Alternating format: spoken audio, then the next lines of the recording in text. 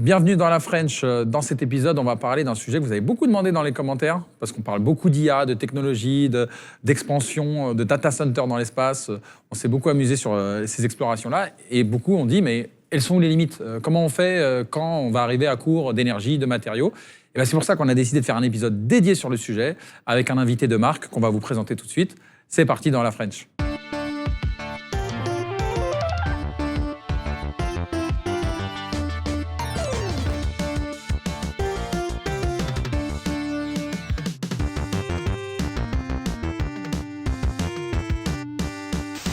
Et ben pour cet épisode, on a invité l'un des pionniers sur l'aspect fin des matériaux et spécialement fin des métaux, qui est connu pour avoir écrit plusieurs livres sur les métaux et sur l'enjeu qui est lié, notamment qui vient de sortir une BD qui s'appelle Ressources, un défi pour l'humanité. Et cette personne, c'est Philippe Biwix.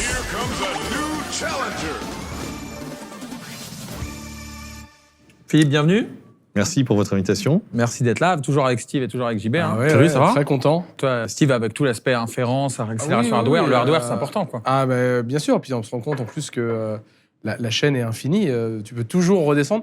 Et en particulier, il y a un sujet qui revient beaucoup. Alors, un peu par rebond, tu sais, c'est quand tu parles de tous les sujets dans l'IA de oui, mais la souveraineté, machin truc, est-ce qu'on est souverain? Et tu peux toujours redescendre d'un niveau, et puis à la fin, tu te dis, mais bon, à un moment donné. Tu n'es jamais souverain. Voilà, c'est ça. Jamais complètement souverain. Et donc, c'est passionnant et hyper content. En plus, j'ai acheté la BD, du coup, c'est le bel objet. Hein. Je dois dire. Franchement, et sincèrement, les dessins. Je l'ai reçu, j'étais là, ah ouais, quand même. Les dessins, j'ai envie de Hein? Qui te l'a acheté? Oui, bon, c'est encore autre chose. N'empêche que quand je l'ai reçu, j'étais content. Non, franchement, les dessins sont très jolis, ça fait incroyable. Un peu rétro-futuriste. Ouais. Moi, j'ai retrouvé un petit côté un peu interstellar, un peu, tu vois, enthousiaste, mais avec les côtés sombres en même temps. Enfin, vraiment c'est cool. une belle rêve, ça va. Hein. Non, mais franchement, je prends. Non, mais ce qui est cool, c'est que ça fait quand même quelques années qu'on a des BD d'explications sur des sujets un peu sérieux et qui sont de très bonne qualité visuelle. C'est-à-dire qu'en fait, il y a eu des premiers où c'était vraiment... franchement, c'était illisible, quoi. C'était un sujet un peu compliqué. Et puis, petit à petit, donc il y a eu les BD sur l'économie, en fait, qui sont sortis, qui ont été pas mal, qui ont lancé. Et puis maintenant, tu as des vrais BD sur des sujets sérieux, tout ayant un peu le dessin, et qui sont d'une qualité graphique. Moi, qui suis un fan de BD, c'est absolument génial. La semaine dernière, on recevait un entrepreneur qui avait réussi dans le monde de l'open source et dans le monde des systèmes d'exploitation en faisant des interfaces plus faciles d'accès. Gaël Duval, pour l'épisode de la semaine dernière. Et j'ai l'impression qu'avec un outil comme ça, parce que moi j'avais lu l'âge des technologies, l'âge des low-tech pour une civilisation technologiquement soutenable, techniquement soutenable. Alors c'est top, moi j'ai beaucoup aimé. Ça a un peu vieilli sur certains aspects, mais bon voilà. Ça comme tout, tout s'oxyde.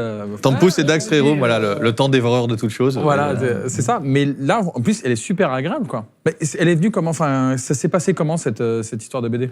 Alors moi, ça se passe comme dans la BD. On le raconte en fait notre rencontre un peu par hasard dans une rue de Bordeaux. Ça fait vraiment hyper téléphoné en disant après le monde sans fin et tout. Ils se rencontrent dans la rue. En fait, c'est une commande d'éditeur. Non, pas du tout. On s'est vraiment rencontrés dans la rue. C'est un peu dingue. Donc il est bordelais comme moi. Et en fait, c'était un peu en sortie de Covid. Vincent, lui, il est un peu écolo. Il mangeait des podcasts et des trucs sur des contenus, sur des limites planétaires, je sais pas quoi. Et donc, il était tombé sur mes travaux. Et donc, il m'a reconnu dans la rue. Il est venu me voir. Et puis, moi, ça faisait longtemps que j'avais envie de faire quelque chose. Depuis les années 2015, je sentais bien qu'on pouvait faire, qu'il y avait matière à raconter des choses. Et puis, il se trouve que le monde de la BD est pas si simple. Et pour y rentrer, voilà. Donc, dans la production de BD, la ressource rare, c'est pas le scénariste, c'est le dessinateur ou la dessinatrice, c'est clair. Donc, c'est pas tombé dans l'oreille d'un sourd. Je me suis dit, quand même, il y a peut-être un truc à faire avec lui un de ces jours. Et puis, ça nous a pris quand même un peu de temps, 1 ou 2 ans, avant de se dire qu'on allait faire quelque chose. Puis lui, il avait ses propres projets, plutôt dans la SF, avec Négaliode, un univers très Möbius, un petit peu post, on ne sait pas trop ce que c'est exactement, post-apocalyptique. Il y a quelque chose, quoi. Post quelque chose, voilà. Et puis voilà, très vite, on s'est retrouvés et en essayant de mixer cet univers SF en partant d'un espèce de monde imaginé par Jeff Bezos, parce que voilà, ils sont tous un peu dans l'inflation d'annonces, donc ils sont pas juste à dire on va aller planter une fléchette sur la Lune, ils sont vraiment dans l'idée de dire on va avoir des stations spatiales, on va faire de la conquête, etc. Il y a une petite rivalité assez drôle avec Musk, parce que finalement Musk il dit il faut aller sur Mars, on va faire la planète B. Et Bezos, en fait, il dit, non, c'est idiot d'aller sur Mars parce que c'est loin d'abord, et puis il faut lutter contre la gravité de la planète à chaque fois que tu atterris, que tu décolles. Il faut mieux aller, en fait, rester dans l'espace, dans des grandes stations orbitales. Et il reprend, en fait, l'idée d'un gars qu'il a eu comme prof, en fait, à Princeton, dans les années 70. Et donc, on démarre avec ce monde imaginé par Bezos. On est 1000 ans plus tard, donc dans le début des années 3000, et on est pilote, voilà, dans ce monde-là. Puis évidemment, très vite, en réalité, on va aller vers un truc un petit peu moins romancé, plus pédagogique, qui est plutôt une grande conférence dessinée, un dialogue, enfin tout, assez classiquement. On va se raconter des choses, puis il fait un peu plus le naïf que moi, puis il devient de moins en moins naïf. Bon, voilà, là, c'est pas l'originalité du scénario est limitée, voilà, mais on essaie de raconter cette grande fresque sur les ressources et se dire, non, ce monde-là, non, il va peut-être pas exister, en fait, et d'ailleurs, ça peut se poser la question de dire pourquoi ils nous vendent ce rêve-là, en fait, ce rêve cornucopien de la corne d'abondance, cette idée de l'abondance par la technologie, que grâce au fait qu'on va avoir des super batteries, des super calculateurs IA, des robots, des machins, des trucs, et bien qu'on va aller vers un monde incroyable où on sera tous un peu oisifs, mais sympa, tu vois, on fera des activités culturelles, amicales, je sais pas quoi, avec des robots autour de nous qui bossent, et voilà, et ce que disent aujourd'hui, d'ailleurs, depuis que la BD est sortie, enfin, à chaque semaine, il n'y a pas une semaine qui passe sans que Sam Altman, Elon Musk ou d'autres, racontent ce qui va se passer. Et puis c'est toujours avec des échéances de plus en plus raccourcies, tu vois. Avant, c'était dans les années 50, il y avait les mêmes prévisions, ces idées de dire qu'on allait tous avoir des voitures volantes avec l'énergie nucléaire gratuite et puis des jets hypersoniques. Les pauvres allaient se déplacer en avion hypersonique. Ah oui, et les riches, eux, ils auraient leur avion personnel. Ça, c'est dans les rapports officiels des prospectivistes des années 50. Ils projetaient ça pour l'an 2000. Donc, c'était raisonnable, si je puis dire, 50 ans plus tard. Aujourd'hui, on projette les transformations de façon fulgurante en disant c'est pour dans 18 mois. Enfin, les promesses se sont adaptées au monde de la Silicon Valley. Ouais. Nous n'avons plus de médecins après-demain, plus d'avocats dans la semaine prochaine. Mais toi, Steve, j'aime bien, tu as un discours, j'aime bien sur les annonces. Tu vois oui. C'est gratuit, quoi. Il n'y a pas de conséquences. Le truc, c'est toujours un débat intéressant, parce que je trouve qu'il est toujours, tu vois, moi, je suis un geek, tu vois, je suis un amateur de science-fiction, j'ai grandi avec ça, tu vois, je jouais à Elite Dangerous, tu vois, donc tu vas dans des stations spatiales et tout, donc moi, je suis vendu à la cause, si tu veux. Mais il y a toujours un truc qui m'a toujours un peu dérangé, c'est cette forme de, un petit peu... C'est pas du défaitisme, mais quasi fatalisme, que les choses s'améliorent par magie. Tu vois, c'est un peu la force de l'univers, tu vois. Puis après, tu te mets derrière métaphoriquement, bien sûr, la pioche, et tu dis, non, les choses, elles s'améliorent parce que mon quotidien, je contribue à les améliorer. Alors, il y a plein de débats. Et donc, si tu veux, j'ai toujours eu cette petite arrière-goût de, d'un côté, ok, peut-être que la physique l'autorise pas. Mais de l'autre, j'ai jamais aimé, si tu veux, ce côté, on va dire, rouleau compresseur de les choses s'amélioreront par le Saint-Esprit, tu vois. C'est toujours des gens qui les améliorent, les choses, quoi. Et c'est ça qui m'a toujours dérangé un peu dans cette vision du monde, si tu veux. Parce qu'en fait, non, si on le fait pas, ça se passe pas. Tu vois, donc... Puis là, c'est des annonces qui vont contre la physique pour beaucoup. Enfin, tu vois, quand certaines. Et puis après, t'as des sujets, bien sûr, à un moment donné, dans ce cas-là, tout est relatif, quoi. Il y a un grand scientifique qui a dit ça. Hein. Et toi, JB, les annonces, t'as jamais voulu faire des annonces, tout va changer demain Non, mais moi, je suis quelqu'un de très optimiste. Donc moi, tu vois, j'aime bien croire au progrès, mais moi, j'ai une vision du progrès qui est... assez peu capitalistique. Or, le problème, c'est que là, en fait, on a un mélange assez foireux entre des hyper-capitalistiques et des annonces du progrès. C'est-à-dire que, grosso modo, le seul progrès pour eux, c'est qu'ils s'enrichissent. Tu vois. Et c'est assez dommage, et c'est justement là où je ne suis pas complètement d'accord. Il y a quand même quelques auteurs de science-fiction qui adressent ce problème. Non, je ne dis pas qu'ils l'adressent pas. Notamment, moi, je dis que j'ai envie que ça marche. Notamment, moi, j'aime beaucoup Asimov, je suis un grand fan d'Asimov, et il a écrit quelques trucs où il te rappelle la limite, les limites. Et c'est assez rigolo, parce que les limites qu'il te donne, c'est donc la vitesse de la lumière, et surtout la seconde loi de la thermodynamique, sur l'entropie. Et donc ça, c'est très très important de comprendre ce système qui est en fait qui sous-jacent, qui est c'est quoi les vraies limites? Parce que en fait, tout le reste, quand tu regardes le modèle standard en physique, finalement, il n'y a pas beaucoup de limites. Il y a beaucoup de constantes, mais il n'y a pas beaucoup de trucs où, en fait, tu ne peux pas aller au-delà. Mais tu en as quand même quelques-unes, et justement sur, d'abord, le temps, finalement, qui va que dans une seule direction, ce qui est un truc qui est quand même assez gênant, que tu retrouves aussi sur, finalement, la vitesse de lumière, la partie, finalement, qui devient l'augmentation de l'entropie avec le temps et que tu ne peux pas revenir en arrière en entropie. Et quand tu regardes un petit peu dans les lois fondamentales, tout ce qui est dissymétrie, force faible, etc. Mais donc ça, c'est hyper intéressant. Mais c'est vrai que c'est trop abstrait. C'est-à-dire qu'en fait, et ça, tu le regardes notamment dans les auteurs de science-fiction, tu as Star Wars, le space opéra, quand on a fini et qu'on a conquis l'univers, ou avec Asimov, avec la fin des temps, où il t'explique que de toute façon, ça prend N temps, mais de toute façon, on va tout conquérir. Mais lui, là, il te montre la limite, mais il te dit que ça va arriver. Et puis, on a, tu vois, les premières stations. Et tout ce qui est middle science-fiction, c'est absolument pas adressé. Le seul qui adresse ça à peu près correctement, c'est The Expanse, où justement, en fait, on a conquis le système solaire. Parce qu'en fait, tu te rends compte que conquérir le système solaire, c'est dans l'ordre du faisable. Laisse-moi 2 minutes. C'est de l'ordre du faisable. Mais au-delà, ouais. Alpha du Centaure, c'est loin. Hein. Ouais. Et franchement, c'est la plus proche. Et tu regardes, en fait, même... Et donc là, on est limité, en fait, par déjà des limitations physiques. Et ensuite, quand tu te regardes juste pour conquérir l'espace, hein, parce que c'est souvent, les science-fiction, ça part par là, il faut quand même envoyer les choses dans l'espace. Et là, tu te rends compte que il faut quand même, juste pour lancer des fusées, il y a du carburant, il y a du comburant, ça vient d'où? Et donc là, en fait, c'est ça qui commence à être intéressant. Quand tu as conquis l'espace, tu n'as plus de problème, parce que tu as des planètes usines ou des planètes mines que tu peux miner à l'infini avec des robots. Mais comment on y arrive? Ça, c'est ce que Bezos dit dans sa vidéo, hein, qu'on aura des planètes, on trouvera les ressources sur le chemin. Alors, Bezos, lui, il rentre pas trop dans le détail de savoir comment on envoie tout ça dans l'espace au départ. Lui, il est plutôt... Donc lui, il est dans la battle, il a fondé Blue Origin, il y consacre un peu plus de temps peut-être maintenant que Amazon Web Services et autres. Et donc lui, il est plutôt sur le fait, on va abattre, par de l'industrialisation, on va abattre les coûts de lancement.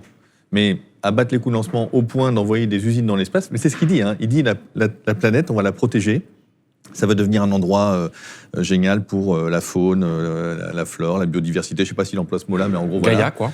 Ouais, c'est génial, voilà, c'est l'Éden, quoi, quelque part. Et on envoie toutes les industries polluantes dans l'espace. Pas juste les data centers, hein, vraiment tout, quoi. Alors, je me dis, mais comment on va faire pour envoyer des hauts fourneaux, des laminoirs, des cimenteries, enfin, il ne pose pas cette question-là. Mais alors, effectivement, dans la science-fiction la plus récente, je dirais, par exemple, j'ai découvert, comme beaucoup, Liu Cixin, voilà, qui est assez incroyable, parce que je trouve qu'il arrive à projeter les choses dans le temps long. Par exemple, il y a une toute petite nouvelle qui s'appelle Wandering Earth, où il décide de déplacer la planète.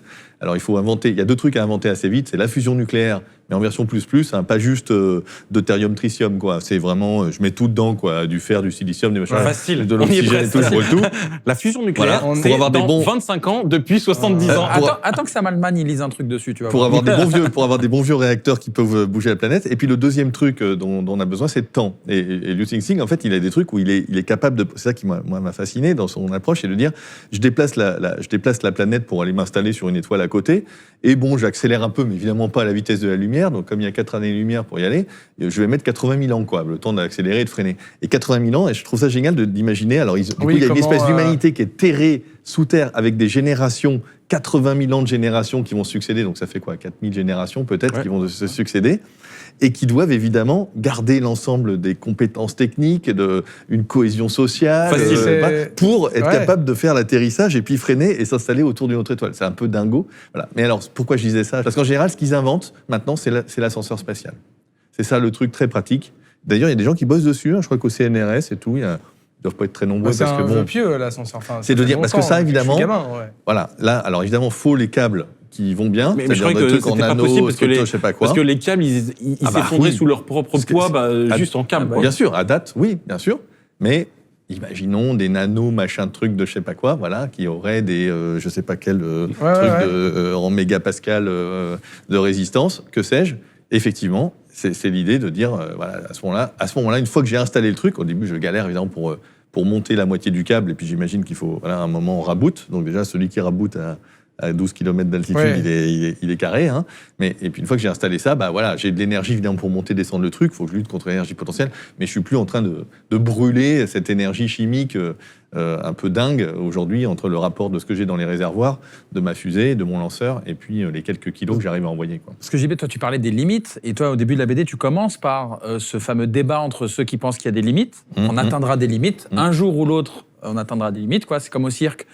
La balle tombe, enfin, un jour ou l'autre, la balle tombe. Tu vois, tu ne peux pas jongler à l'éternité, un jour ou l'autre, la balle tombe. Ouais. Et il y a les cornucopiens, ceux qui pensent qu'au contraire, on peut toujours trouver de l'abondance, on peut toujours repousser. Quoi. On va même vers l'abondance. Ouais. Mais du coup, il y a un truc que je pense là, parce que tu parlais de Bezos, mais en fait, ce que décrit Bezos, c'est exactement le scénario de The Expanse. The Expanse, c'est en gros le bord de la galaxie, quoi, qui eux, c'est eux qui vont au charbon, hein, pour faire simple. Et à un moment donné, c'est des sous-citoyens, quoi, et donc ils se rebellent, alors c'est tout le machin. Mais ce que je trouve intéressant, c'est que en fait, on prend un angle, on va dire ingénierie, pour faire large, sur le comment, le machin. Mais ce que je constate aussi, c'est que dans la science-fiction, by and large, comme on dit, en tout cas en grande partie, en fait, la partie comment, c'est un peu... c'est là. Et on va s'intéresser, par contre, aux externalités souvent sociales. Bien sûr. Tu vois, The Expanse, c'est la rébellion c'est pas ça. Star Wars, c'est un sujet de libre-échange, tu vois. H.G. Wells, là, le Time Machine, tu vois. T'as les Morlocks et les Élois qui vont au-dessus et les Morlocks qui sont en bas en train de travailler pour eux. Il y a toujours mais c'est vrai qu'on ne parle pas trop des limitations physiques, matérielles, quoi. C'est un peu que c'est fait. De toute façon, on a la fusion nucléaire, il n'y a pas de problème d'énergie. Allez hop, ça c'est facile. Du coup, c'est intéressant parce que du coup, on débat beaucoup du comment. On débat beaucoup du est-ce qu'on pourra faire là un ascenseur ou comment il s'appelle, Altered Carbon, c'est pareil, tu vois, tu as du coup ceux qui sont au-dessus des nuages et puis ce machin et puis ils transfèrent la conscience et puis du coup le rapport qu'on a au corps, etc. Mais à la fin, en fait, l'histoire même tourne autour du fait que tout ça sauve pas des choses finalement assez simples, tu vois, assez basiques mais en fait, le gars qui va revisser le câble à 12 km. Généralement, c'est pas le mieux payé du monde, tu vois, et peut-être qu'il en a marre d'aller creuser les minerais sur l'astéroïde, tu vois. Parce que tu disais, même avec la fusion, ce sera compliqué, en fait. Oui, alors, parce que c'est la puissance de l'exponentielle. C'est-à-dire qu'il y a cette idée de dire que, par exemple, si on fait 2% de croissance par an de consommation d'énergie, on a fait un peu plus ces dernières décennies, ou même ces derniers siècles, peut-être 2, 3, 4%, mais prenons 2 pour faire simple. 2% par an, c'est 35 ans, un doublement. Donc on fait x2, x2, x2, x2, et en fait ça nous emmène assez vite. Hein. C'est-à-dire qu'aujourd'hui la puissance appelée de l'humanité, à date c'est de l'ordre de 20 terawatts. 20 terawatts de puissance instantanée, donc ça fait 180 000 terawattheures quand je multiplie ça à l'année. Bon alors il y a des histoires d'énergie primaire, de taux de conversion et tout, oublions, ça fait mal à la tête. Là tu parles en énergie primaire ou en énergie électrique ? Là c'est en primaire, ouais. En primaire, ok. Donc on pourrait imaginer qu'il faudrait moins si on n'était qu'avec un monde solaire et tout, mais... Pas primaire, c'est bien. Voilà. Okay. Donc 20 terawatts, donc 20 milliards de kilowatts. 20 milliards de kilowatts. 10 puissance 12 pour les amateurs. Donc ça, si j'applique 2% de croissance sur ce truc-là, dans à peu près 4 siècles, un peu plus de 4 siècles, il me faut à peu près l'énergie solaire incidente qui arrive sur la planète Terre. Donc imaginons qu'on est passé à un monde 100% solaire, et puis derrière avec de l'hydrogène, du machin, des trucs. Le vent, etc., l'hydraulique, tout est un dérivé de l'énergie solaire. Dans 4 siècles, il faut avoir... En 4 siècles, tu couvres de panneaux solaires à rendement 100% l'intégralité de la Terre. À rendement 100%, évidemment, c'est jamais 100%. Et voilà. Et là, tu manges tout. Voilà, dans 4 siècles. Tu continues à ton exponentielle, tu montes. Dans 1500 ans, à partir d'aujourd'hui, il te faut la puissance de l'étoile solaire. C'est-à-dire qu'il faut faire ce qu'on appelle une Dyson Sphere. Bien sûr, dont c'est saisi. Ou lasso, comme ça. Dont c'est saisi la science-fiction, évidemment. Mais vous savez que Dyson, en fait, qui était un scientifique loin d'être complètement stupide, en fait, lui, il avait inventé ça non pas pour faire de l'ASF, mais parce qu'à l'époque, ils étaient fascinés par c'était le programme SETI, donc la recherche de la vie extraterrestre. Et en fait, ce que disait Dyson, c'est qu'en fait, il fallait arrêter de chercher dans les radiofréquences et qu'il fallait chercher dans les infrarouges.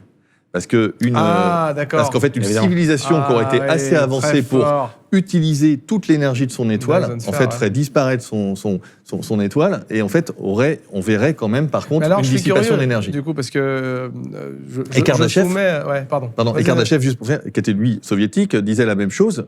Lui, ce qu'il a inventé, c'est la notion de degré de civilisation, d'échelle de Kardashev, qui est resté avec l'idée de dire échelle 1, j'utilise toute l'énergie qui arrive sur une planète. Échelle 2, j'utilise toute une étoile, donc la sphère de Dyson. Tout un système solaire, toute une et galaxie. l'échelle 3, c'est la galaxie. Voilà. Et donc, ce qu'il faut juste se rendre compte, c'est qu'il ne faut que 1500 ans pour atteindre les 2% de croissance. Donc, même avec la fusion nucléaire, on ne va pas faire des réacteurs à fusion nucléaire qui font la taille de l'étoile solaire. Enfin, je veux dire, on a l'étoile solaire, et dans 1500 ans, on a tout. 4 ans plus tard, 35 ans plus tard, il me faut 2 étoiles. Donc, c'est à 4 années. Voilà, il faut que j'aille très très vite sur Proxima Centauri. Et je continue, 4 étoiles, 8 étoiles, etc. Et à ce moment-là, on s'aperçoit qu'en moins de 3000 ans, il faut effectivement l'énergie des 100 à 200 milliards d'étoiles de la Voie lactée. Je dis 100 à 200 milliards, parce qu'on ne sait pas exactement combien il y en a, puis on s'en fout un peu, parce qu'en 35 ans, de toute façon, je passe de 100 à 200 milliards. Donc, je peux dire même si à 300 milliards... T'as chopé 100 milliards. Je suis à quelques dizaines... Ouais, je suis à quelques... Je suis pas à 100 milliards près. Le problème, c'est le premier milliard d'étoiles. Exactement. Faire son premier milliard, mais après... Je me suis dit ça l'autre jour. Les banques te suivent, il n'y a pas de souci, tout marche bien. Et puis c'est toi qui... Voilà, on connaît le... Ah oui, donc ça fait mal. 3000 années pour l'énergie de la Voie lactée, sachant que la Voie lactée, elle fait 100 000 à 120 000 années-lumière de diamètre, ce qui fait qu'il faut inventer. La limite dont tu parlais tout à l'heure du saut dans l'hyperespace, il faut l'inventer, parce que sinon, ça ne marche pas. Donc en fait, pour moi, c'est assez simple, c'est que la croissance, de toute façon, la croissance de consommation d'énergie ou de consommation de matière s'arrêtera, forcément.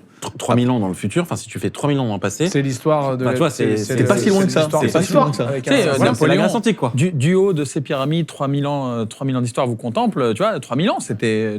Et puis tu pourrais même dire, je sais pas, Colbert plantant des forêts de chênes pour que dans quelques siècles, il y ait des chênes qui ont 3 siècles pour faire des mâts de bateau en disant il faut que je pense ce temps long. Bah, voilà, 400 ans, enfin là on n'est plus du tout dans ce... On est dans le temps de la Silicon Valley, on est à 18 mois. Quoi. Il y avait un checkpoint qui était à 1000 ans, parce qu'il y avait un chiffre, là tu parles en étoiles, tellement c'est des sommes fortes, tu parles en étoiles, mais 2% à la puissance 1000, enfin tu vois, c'est 398 millions. Voilà, c'est ça, 400 donc, millions. Tu vois, 1000 ans, tu vois, 398 millions de notre consommation énergétique actuelle. Voilà, il y a une limite. Ça fait beaucoup de GPU. Ça fait beaucoup de GPU. À la vitesse où Nvidia nous sort des nouvelles générations qui consomment maintenant 1 mégawatt par plus. En Europe, on n'aura jamais, les gars. C'est foutu, tu veux que je te dise. Alors après, les économistes ne se laissent pas faire, parce que les économistes ils disent oui, mais je m'en fiche de ta consommation énergétique ou de ta consommation matérielle. Ce qu'on va faire, c'est de l'économie dématérialisée. Enfin, on va baisser l'intensité matière et l'intensité énergétique de chaque euro ou dollar de PIB, et donc on peut continuer la croissance. Mais c'est là que moi, je suis qu'ingénieur, je suis pas économiste, et que je me dis, mais quand même, je veux bien qu'on puisse, oui, avoir des trucs 10 fois plus efficaces, 100 fois plus efficaces, créer... Mais l'exponentielle est plus forte que le x1, quoi. Bah oui, à un moment, de dire, j'ai une voiture, ou je sais pas, ou n'importe quel service financier, informatique, que sais-je, numérique, qui serait 400 millions de fois moins intense qu'aujourd'hui, et en continuant à inventer des besoins pour ça, voilà, aujourd'hui, ça reste un peu de la science-fiction. Et tes limites, elles sont sur l'énergie, elles sont sur les matériaux, elles se retrouvent partout. Alors, je pense que l'énergie, voilà, c'est le plus facile à faire parce que tu voilà, comme ça, tu as l'étoile, machin. Ouais. Mais en fait, tu peux faire le même calcul avec, par exemple, je sais pas, en quelques siècles, si tu consommes autant d'acier, voilà, la croissance de la consommation d'acier des dernières décennies, en quelques siècles, tu sèches toute la ceinture d'astéroïdes. Tu peux prendre le cuivre et tu fais la même chose. Tu peux sécher l'intégralité du cuivre sur 3 km d'épaisseur. C'est pas très dur. En fait, avec l'exponentielle, tu fais ce que tu veux, évidemment, parce que c'est tellement puissant. Aujourd'hui, au rythme d'extraction du cuivre actuel, c'est à peu près un peu plus de 20 millions de tonnes pour fixer l'ordre de grandeur. 20 millions de tonnes par an, ouais. C'est pas beaucoup, on a extrait... C'est pas beaucoup. Non, mais je veux dire, pas beaucoup. Dans mon garage. Pour le minerai de fer, c'est 3 milliards, tu vois, de tonnes. Donc, on a une demi-tonne presque chacun. L'extraction de fer, c'est 3 milliards de tonnes par an. Ah, mais si tu veux une voiture de 2 tonnes tous les ans, tu vois, faut Et puis les bâtiments, tous les 4 les ans, infrastructures. C'est marrant. On ne se rend pas compte de ces masses. Non, mais on se rend pas compte. Mais tu veux que je te masses, dise, avec les histoires en ce moment dans l'informatique, dans l'IA et tout, ça y est, vois, les prix commencent à monter, mais j'ai envie de te dire, c'est le second effet, parce que le premier effet, c'est que tu peux juste plus acheter, par exemple, de RAM. Oui. Tu vois. Mais tu as déjà une couche de valeur ajoutée. De RAM parce que d'un coup, l'autre, il s'est pris. Genre, quand il y a eu, je sais plus, l'usine je crois que c'est Samsung qui a cramé, il me semble, ou de Micron, je sais plus. Pendant 1 an, il n'y avait plus de RAM. Tu vois. Il y a une forme de... Je te rappelle, il y a eu des inondations aussi. Ouais, mais tu vois, il y a une forme de merde, en fait. On se rend compte que c'est ça physique, vient de quelque part. La dématérialisation, on se rend compte que c'est physique, quoi. À quel moment, à partir de quel moment, on a commencé à vraiment se poser ces questions? Assez tôt. C'est le début de la BD, d'ailleurs. C'est le début de la BD. Les années 60. Alors, c'est avant, mais oui, non, avant même. C'est plutôt les années 50. C'est juste la sortie de la Seconde Guerre mondiale. Okay. Bon, il y a vraiment eu des rapports, des bouquins qui ont été écrits. C'est plutôt des gens qui étaient des biologistes, d'ailleurs, souvent de formation. Un gars qui s'appelait William Vogt, qui était spécialiste des cormorans et ornithologue. Il avait bossé en Amérique du Sud. Un ornithologue autodidacte. Là, j'ai pas compris qu'on est passé vers si, du métal au cormoran. Si, tu vas voir. L'Amérique du Sud, c'est jamais loin du métal. Parce que c'est voilà, il se passe des choses là-bas. En cuivre, en lithium et autres. Donc, il y avait aussi Fairfield Osborn. Lui, c'était le fils ou le neveu, je ne sais plus, d'un célèbre paléontologue américain. Il était président de la New York Zoological Society, pardon. Donc voilà, plutôt des figures de la biologie, de la conservation. Des gens proches de la nature aussi. Enfin, très proches des sciences dures de la nature, on pourrait dire. Et ces gens-là, en fait, s'auto-déclarent néo-malthusiens. D'accord. Voilà. Donc, ils se réclament de la pensée de Malthus en disant, voilà, parce que finalement, la pensée des limites, elle démarre avec Malthus à la fin du 18e, plutôt sur la question des matières agricoles. L'idée de dire, j'ai une progression exponentielle, géométrique de la population, et les rendements, eux, ne vont monter peut-être que de façon linéaire, et encore, à un moment, ça aura une limite. Et donc, il dit, ça va cogner. Et évidemment, ça ne cogne pas parce que entre-temps, on découvre le rôle des engrais, NKP, etc. Et puis qu'on progresse dans plein de choses, et notamment la sélection des variétés, etc. Donc ça fait qu'il y aura des famines terribles au 19e siècle, mais pas la grande famine globale qu'il pouvait imaginer Malthus. Mais il y a des pays où quand même on vivait pas très bien. Mais bon, peu importe. Mais donc ils se réclament de ça. Et en fait, leur idée, c'est que voilà, c'est un moment où il y a, c'est quoi Fleming, ou je sais plus, l'invention des antibiotiques. Ça doit être dans les années 30. Donc, on va avoir une poussée démographique assez importante dans les années. On sait déjà, les démographes savent que dans les années 50-60, par l'effet d'inertie, il va y avoir une vraie augmentation de la population. Il y a aussi ce qu'on va bientôt appeler le développement. C'est Harry Truman qui, en 1950, je crois, va dire, on va mettre au service du bienfait de l'humanité, l'énergie, etc., les progrès techniques qu'on a fait, on va appeler ça le développement. Et donc, le développement, on consomme plus par personne avec plus de personnes, et bien tu mets les deux ensemble, et ils vont dire, ça va pas bien se passer. Voilà. Et très très vite... Donc, dès les 50... Ces deux bouquins-là, il y en a un qui s'appelle Road to Survival, donc en français, ça avait été traduit par La fin du monde, FAIM, et l'autre, c'était Plundered Planet, planète au pillage. Donc, tu vois, ça porte bien, c'est mastoc dans le titre, ça dit que des millions d'exemplaires vendus en 1948. Donc, en 1948, le marché mondial, en est moins, et puis les lecteurs sont peut-être moins nombreux, et les processus de traduction aussi. Donc, c'est vraiment des best-sellers et qui vont vraiment lancer l'alerte, et ils vont lancer ce débat. Et très vite en face, en fait, des gens qui sont plutôt issus des sciences sociales, on va dire, donc des économistes, des prospectivistes, des futurologues. Le métier est inventé littéralement à la fin des années 40, début des années 50, c'est l'armée de l'air des États-Unis qui va sponsoriser, enfin subventionner la Rand Corporation, et en disant il faut qu'on pense le monde avec. Voilà, maintenant c'est le monde de la bombe atomique, du radar, de la fusée, de je sais pas quoi. Il faut qu'on ait les moyens de penser la prospective et ce qui va se passer. Et c'est ces gens-là qui vont en fait dire mais catastrophe, les écolos nous refont. Il ne parle pas comme ça, mais je le remets à l'équilibre pour refaire. Voilà. Je fais un léger anachronisme, mais voilà, ils se déclarent pas forcément écologistes encore à ce moment-là. Ils disent, eh bien, patatras, devinez quoi, ils font exactement la même erreur que Malthus. C'est que ces gens-là, en fait, négligent le progrès technologique, et au contraire, on ne va pas aller vers la pénurie, mais on va aller vers l'abondance parce qu'on va être capable de faire de la dématérialisation, parce qu'on va être capable de faire de l'efficacité énergétique, de l'efficacité matière. Un gars, par exemple, comme Buckminster Fuller, célèbre, qui a donné le Fulleren, d'ailleurs, le C60, des nanotubes de carbone. Donc, c'est un gars qui explique que, en fait, on va consommer on passe du câble de cuivre du télégraphe quelque part à la radio, à l'onde radio, et donc on va économiser le cuivre, et donc on va être capable de transporter plus d'informations. Et tous ces débats, c'est le long des années 50, 60, 70. Est-ce qu'il y a un moment où ça se calme un petit peu ? Oui. Vers le début des années 70, mais j'imagine le choc pétrolier fait que ça relance. Alors, donc, le débat, il est vraiment hyper prégnant dans les années 50-60. En 1968, il y a un gars qui s'appelle Paul Ehrlich, qui est mort il y a 2 semaines, à 93 ans, et donc qui est lui aussi un biologiste. C'est un spécialiste des papillons à l'origine, et qui va écrire The Population Bomb. Cormoran, papillon, tu vois. Absolument. Mais c'est intéressant. Dinosaures. de la bio, c'est vraiment en informatique. Exactement. Donc, ils sont ancrés dans le truc. Et donc, il va écrire exactement la même chose, d'une certaine manière, en disant on est trop nombreux, ça va mal se passer. Et toujours des réponses. Et puis évidemment, en fait, l'acmé de ce débat, ça va être 1972, le rapport au Club de Rome de l'équipe Meadows. Limits to Growth, ouais. Où, Limits to Growth, où les époux Meadows, plus avec Jeff Forrester. Donc Jeff Forrester, c'est un spécialiste de la dynamique des systèmes. Et ils vont faire tourner quelque part les premiers ordis de simulation d'un système Terre, quoi, quelque part, en essayant de lier des équations et de faire de la dynamique des systèmes et de montrer finalement que cette croissance infinie, elle se heurte à un moment à quelque chose, soit à des limites de pollution, trop de pollution engendrée. C'est d'ailleurs ce qu'on est un peu en train de découvrir en ce moment, peut-être on y reviendra, peut-être qu'on est rattrapé plus vite par la pollution que par... SimCity. Que par les ressources. Theme Park. Et bon, évidemment, là, ça va être vraiment un succès encore plus grand. Je crois qu'aujourd'hui, il y a peut-être 25 ou 30 millions qui ont été vendus, mais à l'époque, c'est déjà 10-15 millions. Avec une tournée mondiale. Non, The Limits to Growth. The Limits to Growth, ouais. Voilà. Et là, une réédition, là, il y a 1 an ou 2. Oui, il y a même après, il y a eu le 10 Years Update, le 20 Years Update, le 30 Years Update, pour vérifier comment on est sur la courbe et tout. Bon. Aujourd'hui, je pense que si on modélisait le système Terre, et effectivement pas juste la question de ressources et puis industrie qui est juste une variable ou 10 variables, pour prendre toute la subtilité de dire toute la couche de valeur ajoutée pour fabriquer à la fin une carte Nvidia.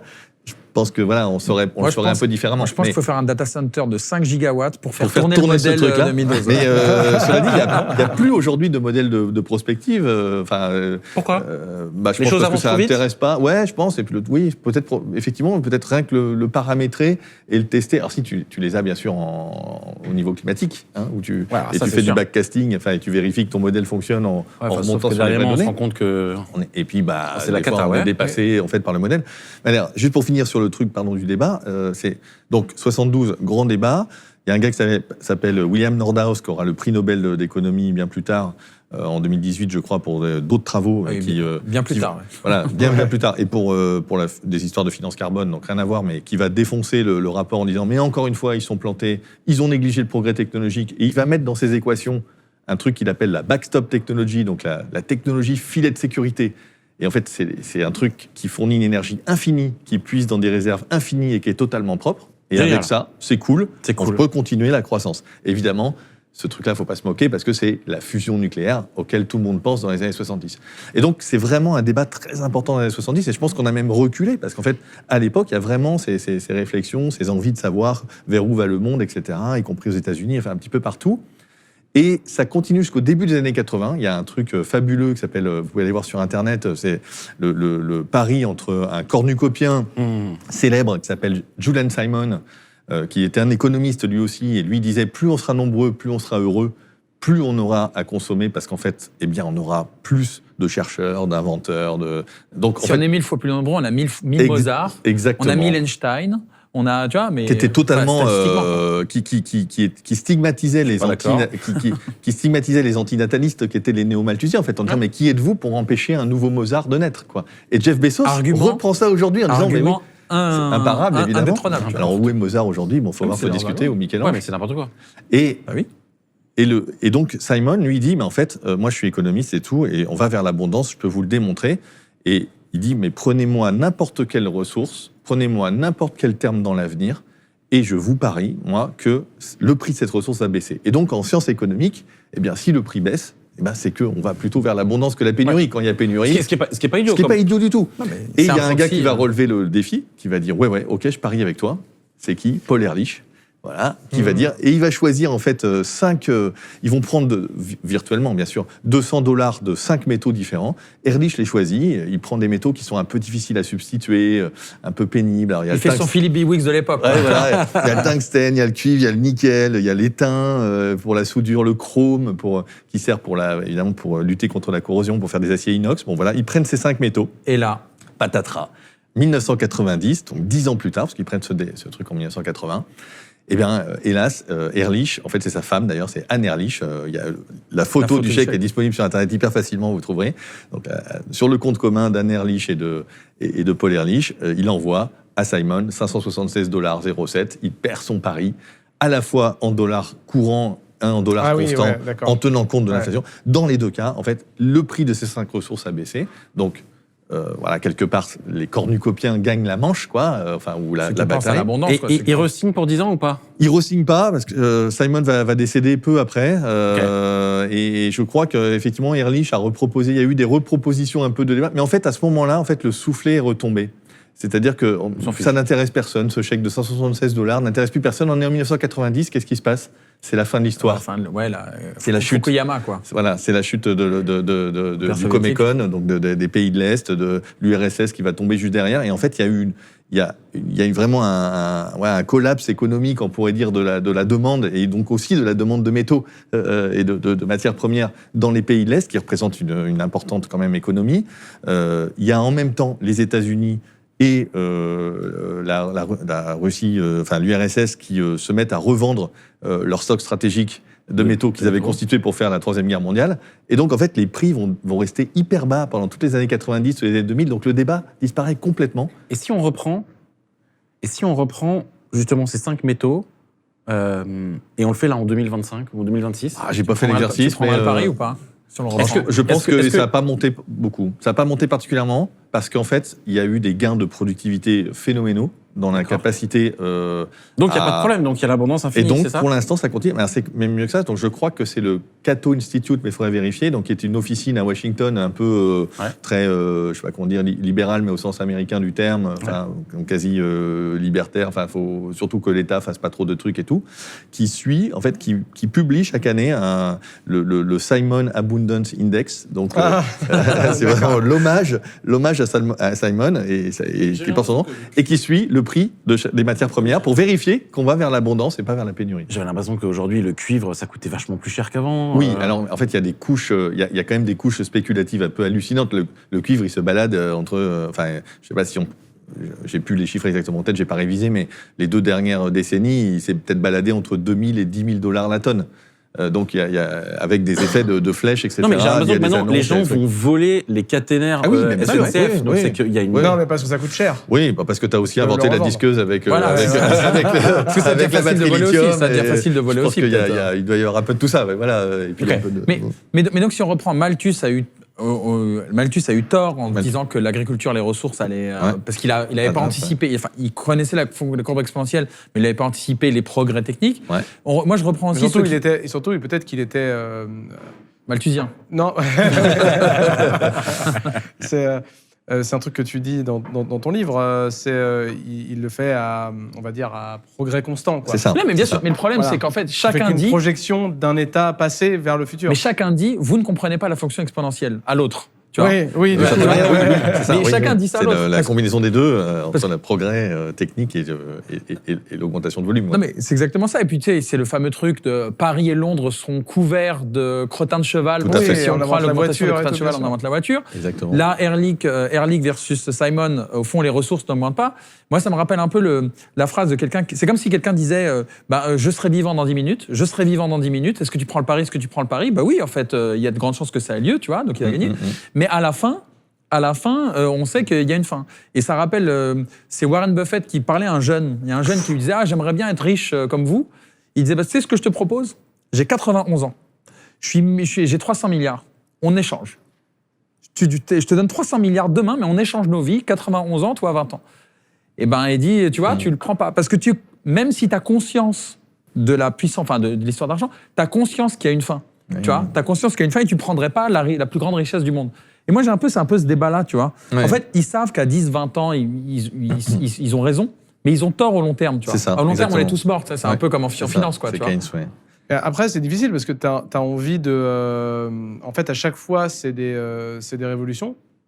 Au sens, tu vois, voilà, que ce soit l'agriculture ou l'énergie nucléaire ou la pénicilline, tu vois, c'est des choses qui quand même changent fondamentalement les choses. Par contre, c'est vrai que moi, mon petit point de vue, j'ai l'impression que toujours, c'est à chaque fois, il était moins une. On n'est pas passé loin du truc, mais on est passé quand même. Ouais, Et mais donc, l'innovation c'est vient quand de la même- contrainte. Hein. Oui, mais il y a un gars qui dit c'est ce que ça j'allais dans un podcast. Non, mais par contre, il y a un truc, ce qui est vrai, c'est que c'est quand même, tu sais, c'est ce que disent souvent les gens qui font des algorithmes pour faire du trading, par exemple. Mhm. Ils disent, tu peux pas prédire la performance future avec la performance passée, C'est vrai. mais c'est quand même très humain, si tu veux, de dire, bah, on va dire ce camp, pour faire simple, hein, parce que c'est pas ça, mais bon. C'est planté 5 fois, la 6e, on va peut-être commencer Ouais, par... mais tu vois. sauf que là, si tu reprends, je vais te prendre l'inverse, c'est que tu te rends bien compte que, par exemple, dans le quotidien, là, nous, on a des limites. C'est-à-dire que tu sens bien que... Non, JB. Mais si, carrément. Regarde. Tu vois, Alors, ça, ce que m'a dit- ça, c'est le mindset Non, mais attends, pour ça, JB. c'est ce que m'a dit un Californien. Il m'a dit, t'es pas un believer. Ouais, c'est- T'es pas un believer, Ouais, bah, tu vois. justement, bah, prenons très bien. Il n'y a pas de limite si tu y c'est- crois. C'est un, Mais c'est un c'est bon une vraie exemple. histoire, hein, C'est c'est un une bon- vraie histoire. c'est un bon exemple. Aux États-Unis, quand tu regardes, et d'ailleurs c'est vrai dans quasiment toutes les grandes villes occidentales, le prix du logement, tu vois, qui est quand même c'est-à-dire a augmenté énormément. C'est-à-dire que quand tu compares notre génération par rapport à la génération de nos parents, c'est-à-dire qu'en fait le prix de l'immobilier a explosé par rapport à toutes les courbes de salaire, de prix, etc. Et il y a bien un problème d'espace et de ressources. Là, dernièrement, je suis désolé, regarde le prix des cartes graphiques, regarde les RAM, les SSD. Enfin, tu vois, il y a quand même... Non, mais les logements, je m'en foutais. Mais alors, les cartes graphiques, les gars. Mais en fait, c'est vrai, C'est peut-être l'argent qui a perdu de la valeur. Mais bon, c'est un autre sujet. C'est peut-être un autre sujet. Oh là, il y va. Peut-être, mais ce que ça veut dire quand même, c'est que dans notre quotidien, et là on en parle, enfin le sujet de l'inflation, le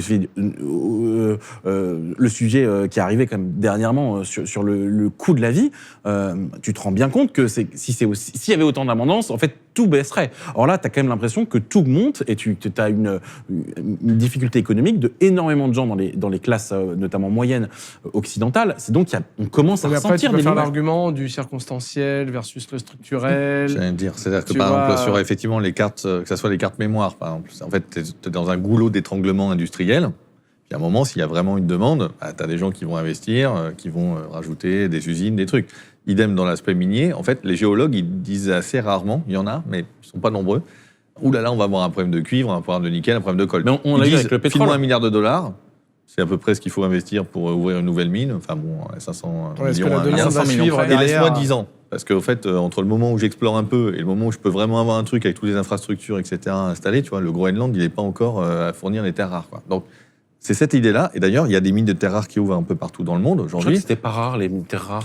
Non, elles ne sont pas particulièrement rares, effectivement. Mais Ce qui est rare, c'est le nettoyage. C'est le Ce qui est raffinage. compliqué, c'est c'est effectivement de les faire. Mais il y en a quand même pas partout, par contre. C'est-à-dire que c'est vrai pour à peu près tous les métaux, sauf des métaux très abondants, peut-être comme le fer ou autre. Et encore même le minerai fer, on va chercher des minerais qui sont de grande qualité, de très grande concentration de pureté en Guinée, en Australie, au Il y en a en Brésil, Ukraine. etc. Et ça les a, Voilà, ça les a peut-être exactement. sauvés d'ailleurs d'avoir des terres rares. Mais voilà, il y a quand même des métaux qui sont quand même moins bien répartis que d'autres. Voilà. Si tu veux faire de l'énergie avec du platine, l'hydrogène, électrolyseur, puis la compulsible, bah faut être copain avec les Africains veut du dire quoi Sud, avec les Africains Ça veut ou dire- avec les Ça veut les dire Russes. quoi, la pureté d'un métal? Ça veut dire que quand tu prends un métal dans la terre, en fait, il y a quasi 80% de métal, 90% de métal. C'est comme le pétrole vénézuélien, il est nul parce qu'en fait, il faut le raffiner énormément. Enfin, ça veut dire... c'est ce genre Le de... pétrole, c'est un peu différent parce que c'est un extra lourd, donc effectivement, tu vas pas réussir en le distillant à avoir les mêmes choses. Donc c'est super pour faire de l'asphalte pour les routes et puis pour faire du carburant pour les voitures, ça sera un peu différent. Pour les métaux, alors tu as minerais, métaux, donc je sépare. Alors minerais, on parle pas on parle pas de pureté de minerais, on parle d'une concentration en métal dans le minerai. D'accord, ouais. D'accord. Donc, on va dire, typiquement, un excellent minerai de fer, il est à 60% de fer contenu. En Et le fait, reste, c'est c'est de quoi l'oxyde de fer, de l'oxygène. Ok. L'oxyde de fer pur. Voilà. 3. Hein Oxyde de fer 3. Fe2, O3, Ok. ou bien, essentiellement, c'est de l'hématite avec un H pour Ouais. les amateurs. Bon, si tu prends le minerai d'aluminium, c'est de la bauxite, c'est plutôt 20% le contenu en aluminium. Voilà, il y a d'autres trucs dedans, il y a un peu du fer, de la silice. Et les terres rares? Les terres rares, on est souvent à quelques pourcents pour la somme de tous les oxydes. Ah d'accord. Donc ça va, c'est pas un truc de... Tu remues pas le ciel entier. Et l'or, ou le platine, qui sont précieux, pas pour rien, ils sont précieux parce que quand même, ils sont plus rares sur la planète. En vrai, c'est parce qu'ils ont rejoint, ils sont sidérophiles, donc ils ont rejoint... Ils aiment le fer, donc ils ont rejoint le noyau de la planète. Voilà, et donc il y en a moins dans la croûte, là où on peut aller le chercher. Voilà, c'est pour la petite histoire, mais ils ne sont pas moins abondants dans l'univers que d'autres. Pas tant que ça. Donc là, c'est 1 gramme par tonne. Donc c'est 0,00, je ne sais pas combien. Donc ça veut dire quoi? Ça veut dire que pour récupérer 30 mg, ça ne fait pas beaucoup 30 mg, hein, dans un microprocesseur et dans les quelques contacteurs et je ne sais pas quoi d'un smartphone, eh ben, il faut que tu ailles chercher 30 kilos. 30 kilos, pardon. Parce que 30 mg, 1 gramme, une tonne, 1 milligramme, 1 kilo. Oui, pardon, 30 donc il faut 30 kilos de minerai d'or, en moyenne. Les 2 plus grands pourvoyeurs de résidus miniers au monde, c'est le cuivre et l'or. Le cuivre, parce que les 20 millions de tonnes dont je parlais tout à l'heure, eh bien, c'est une concentration qui est à peu près à 0,5, 0,8 en moyenne maintenant dans le monde. Donc, il faut multiplier par 200, donc ça fait 4 milliards de tonnes de résidus miniers. Il suffit de trouver la bonne comète et de l'attraper, celle qui est en pur cuivre. Google a un projet comme ça. Un petit peu sur certains trucs. Alors, il n'y aura pas forcément tous les métaux dedans et tout, mais d'où l'idée d'effectivement d'astéroid mining et autres. Bon, c'est le Luxembourg qui est spécialiste parce que je sais pas quoi, ils font de l'optimisation fiscale en disant qu'ils vont devenir champions de ça. Bon, on verra bien. Mais donc voilà. Alors ça, c'est le minerai, d'accord. Donc effectivement, ce qui se passe sur le minerai, c'est que pas pour les métaux abondants, comme le fer ou l'aluminium, mais pour un certain nombre de métaux, dont cuivre, nickel, etc., en fait, la qualité des minerais est en baisse. La teneur métallique des minerais est en baisse. Donc ça veut dire qu'on a pris ce qui était de qualité. Parce qu'on n'est pas complètement idiot et que du coup, on extrait là où c'est le plus riche, là où ça a été concentré par. C'est toi qui as fait le chiffre là, de un téléphone dans la poche, c'est 70 kilos de minerais, hein, c'est ça? Alors, c'est pas fait forcément ce calcul-là, c'est un truc, ça c'est le sac à dos écologique. Ouais, le sac à dos écologique. Alors, il n'y a pas que les minerais là-dedans. Oui, effectivement, là, je pense que ça dépend. Déjà, c'est des technopropriétaires, donc pour savoir s'il y a 35 mg d'or, 30, 28, le temps de commencer à essayer de savoir. C'est les ordres de grandeur. C'est déjà raté. Mais l'ordre de grandeur, l'ordre de grandeur, c'est qu'effectivement, pour un smartphone, peut-être, allez, 100, 150 grammes, je sais pas, ou 200 grammes, tu vas avoir 100, 150 kilos de matière mobilisée. Dans ces matières, il y a effectivement les minerais, donc les résidus miniers de la partie non métallique que tu n'as pas utilisée, et puis les énergies fossiles que tu as mobilisées. Pour faire le raffinement. Ou exactement. Pour fabriquer ça, là, on en parle, je sais pas si c'est du silicium métal.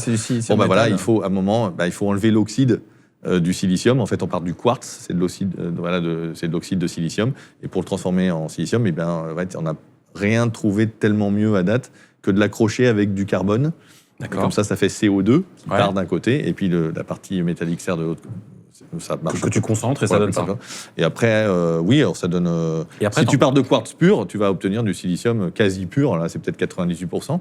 Et après, alors ensuite, il y a des questions de pureté, de métaux. On parle aussi de pureté d'alliage, ce qui est un peu bizarre, parce qu'un alliage, c'est un mélange par définition, mais c'est en fait, finalement, le degré d'incertitude que tu vas avoir sur des éléments traces d'autres trucs indésirables et qui peuvent venir un peu impacter ta performance. Et donc, pour des siliciums, par exemple, soit tu utilises ça sous forme de ferrosilicium pour des alliages, que tu vas mettre ça avec de l'aluminium, par exemple, dans l'aéronautique, des trucs comme ça. Bon, là, tu n'as pas besoin d'une 98-99%, c'est très bien. Et puis, quand tu vas faire du silicium photovoltaïque, là, il te faut, alors je ne sais plus, c'est du 6, je crois, 6 ou 7. Donc, ça veut dire 99,999 cette fois. Et puis, quand tu vas faire du silicium électronique, là, c'est 11 ou 12 fois. Je ne sais pas, il faudra faire du fact-checking, je vais me tromper. Et donc, pour faire ça, là, il y a un énorme boulot. Il y a un énorme boulot, parce que là, il faut lutter contre l'entropie. Pour faire un wafer de CPU ou de GPU, il faut avoir... il faut s'accrocher, ouais. C'est beaucoup de produits chimiques, c'est beaucoup d'énergie. On va réchauffer, refroidir pour extraire les impuretés. Graver, faire des lingots. On va utiliser des gaz pour déposer des trucs ensuite sur les wafers, sur le substrat. Donc là, il y a plein de choses qui vont être mises en œuvre. Et donc, effectivement, l'équivalent énergie en pétrole, en fuel lourd, en charbon, etc., qu'on va utiliser dans tout le process pour transformer des produits chimiques, etc., eh bien, ça représente le reste des kilogrammes des 100 ou 150 kilogrammes du sac à dos écologique du smartphone. Parce que moi, j'ai vu une photo récemment et je me soupçonnais pas, mais tu sais, on pense que l'or, c'est encore des pépites qu'on va graver, puis on prend des minerais, on casse en petits morceaux et on trouve les pépites, et voilà. En fait, c'est devenu chimique maintenant. En fait, on broie tout. Il est partout, et puis on l'extrait. On broie strictement tout. C'est des produits chimiques pour faire en sorte de séparer les différents métaux. Et la machine qui broie, enfin, je sais pas comment elle s'appelle, c'est incroyable. Donc, tu la vois en photo. Comment ? Un grinder. Ouais, le grinder ou le grinder, machin. Tu vois la photo comme ça, tu fais, ouais, ok, c'est une machine. Et après, on te montre un tout petit truc à côté. C'est un camion 35 tonnes. La machine, elle est gigantesque. Ah oui. C'est des batteries de Wiener. C'est les camions dans les trucs d'Australie, là, les trucs comme ça. Et t'as l'impression que c'est un camion ben. En fait, le camion ben, il fait 100 mètres de large. Tu vois le type à côté. Pas tout à fait, mais c'est assez. Oui, le pneu dépasse la hauteur des trucs.